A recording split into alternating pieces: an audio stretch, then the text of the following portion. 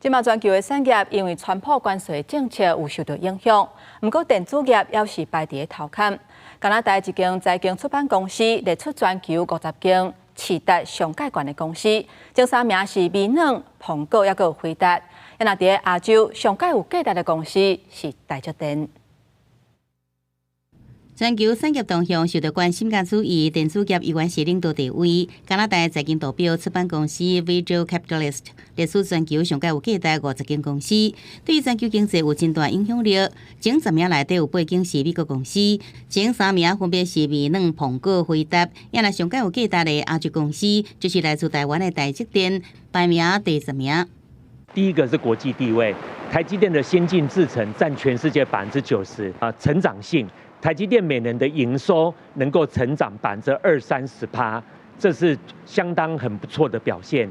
第三个呢是掌握全球的趋势。 台积电持台挖1条美金，伫美国增加投资了后，虽然可能面临欠工人、生产成本大大增加的问题，不过国际地位依然真稳。根据上新公开资讯，台积电董事长魏铁家4月趁绩效较低，买入20张台积电股票，以当时平均绩效841块来估算，开1682万。其他像资深副总邱永清、财务长黄连娇持股也有小可增加。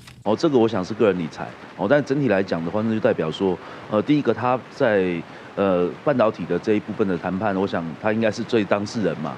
那他自己买的话，代表说对台积电有相当的信心。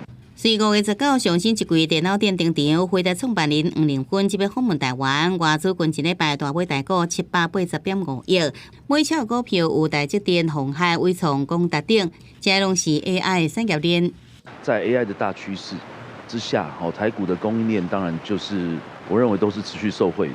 外资占为意味真高，市场有期 AI 伺服器加重要零组件供应链会继续成做资金关注焦点。记者综合报道。